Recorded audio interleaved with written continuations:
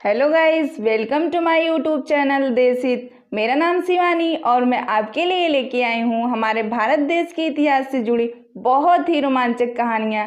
तो दोस्तों, स्टार्ट करने से पहले आप हमारे चैनल को लाइक करना, शेयर करना तथा सब्सक्राइब करना ना भूलें और नीचे दिए गए बेल आइकन को भी प्रेस करना ना भूलें ताकि भारत देश के इतिहास से जुड़ी रोमांचक कहानियाँ सबसे पहले आप तक पहुंचे हमारे चैनल देशित पर। भारत के गवर्नर जनरल लॉर्ड विलियम वैक्टिक भारत में किए गए सामाजिक सुधारों के लिए विख्यात है। लॉर्ड विलियम वैक्टिक ने कोर्ट ऑफ डायरेक्टर्स की इच्छाओं के अनुसार भारतीय रियासतों के प्रति तटस्थता की नीति अपनाई। लॉर्ड विलियम वैक्टिक ने भारत में कन्या शिशुवध पर प्रतिबंध लगाया। वैक्टिक के ही कार्यकाल में देवी देवताओं को नर बलि देने की प्रथा का अंत कर दिया गया। शिक्षा के क्षेत्र में इसका महत्वपूर्ण योगदान था। इसके कार्यकाल में अपनाई गई मैकाले की शिक्षा पद्धति ने भारत के बौद्धिक जीवन को उल्लेखनीय ढंग से प्रभावित किया। विलियम वैक्टिक के पश्चात सर चार्ल्स मैकटाफ को भारत का गवर्नर जनरल बनाया गया था। इसने समाचार पत्रों पर लगे प्रतिबंधों को समाप्त कर दिया, इसलिए इसे प्रेस का मुक्तिदाता भी कहा जाता है। लॉर्ड ऑकलैंड के कार्यकाल में प्रथम अफगान युद्ध 1838 ईस्वी से 1842 ईस्वी तक हुआ। 1838 में लॉर्ड ऑकलैंड ने रणजीत सिंह और अफगान शासक शाहसुजा से मिलकर त्रिपक्षीय संधि की। इनसे ठगों के आतंक से निपटने के लिए कर्नल स्लीमैन को नियुक्त किया गया।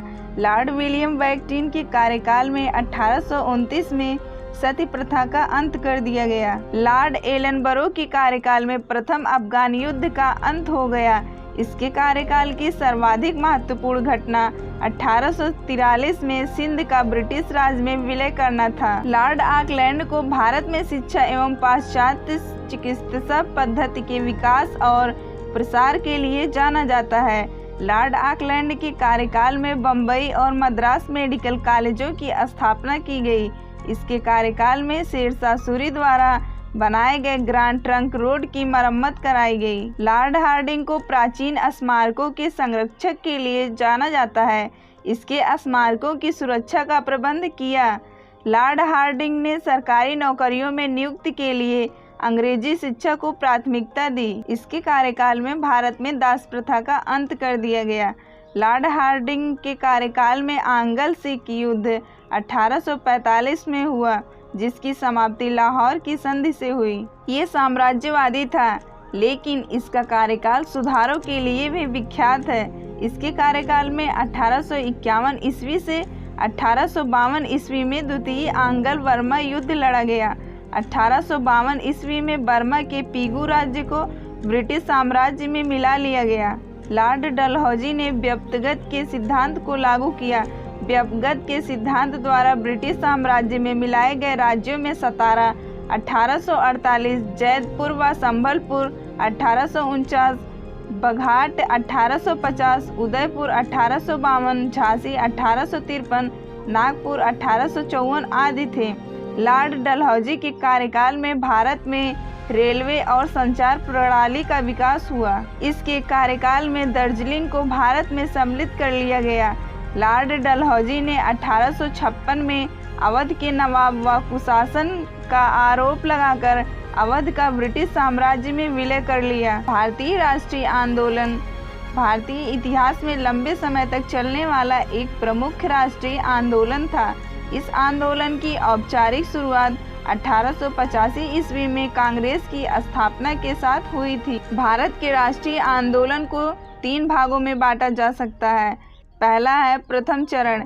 प्रथम चरण 1885 से 1905 ईस्वी तक चला, जो कुछ उतार चढ़ावों के साथ 15 अगस्त 1947 ईस्वी तक अनवरत रूप से जारी रहा।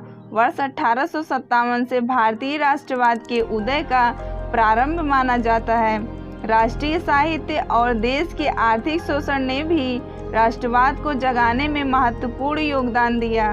इस काल में भारतीय राष्ट्रीय कांग्रेस की स्थापना हुई, किंतु इस समय तक इसका लक्ष्य पूरी तरह से अस्पष्ट था। उस समय इस आंदोलन का प्रतिनिधित्व अल्प अशिक्षित बुद्धिजीवी मध्यम वर्गीय लोग कर रहे थे।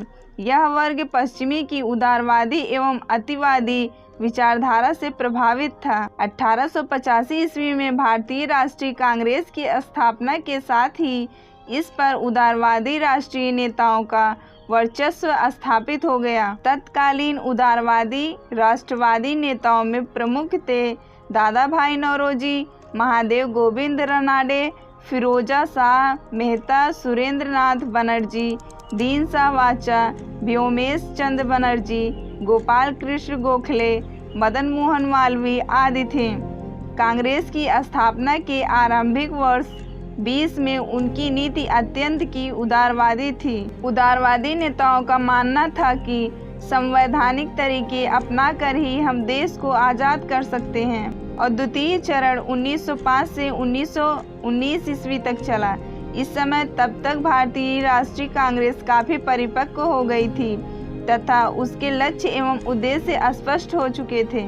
इसलिए इस काल को कांग्रेस के इतिहास में उदारवादी राष्ट्रीयता का काल माना जाता है। कांग्रेस के संस्थापक सदस्य भारतीयों के लिए धर्म और जाति के पक्षपात का अभाव, मानव में समानता, कांग्रेस के समक्ष समानता, नागरिक स्वतंत्रताओं का प्रसार और प्रतिनिधित्व में संस्थाओं के विकास की कामना करते थे। राष्ट्रीय कांग्रेस के इस मंच से भारतीय जनता के सामाजिक, आर्थिक एवं राजनैतिक सांस्कृतिक विकास के लिए प्रयास शुरू किए गए। इस दौरान कुछ उग्रवादी विचारधारा वाले संगठनों ने ब्रिटिश साम्राज्यवाद को समाप्त करने के लिए पश्चिम के ही क्रांतिकारी ढंग का प्रयोग भी किया। और तृतीय चरण है जो कि अंतिम चरण है, यह 1919 से 1947 ईस्वी तक चला। इस काल में महात्मा गांधी ने नेतृत्व में कांग्रेस ने पूर्ण स्वराज्य की प्राप्ति के लिए आंदोलन प्रारंभ कर दिया। तो फ्रेंड्स, आपको हमारा वीडियोस कैसा लगा? अगर अच्छा लगा तो कमेंट सेक्शन में ज़रूर बताएं और हमारे चैनल देशहित को सब्सक्राइब करके बेल आइकन को ज़रूर प्रेस करें ताकि भारत देश से जुड़ी ऐतिहासिक कहानियां सबसे पहले आप तक पहुंचे हमारे चैनल देशहित पर। Thank you.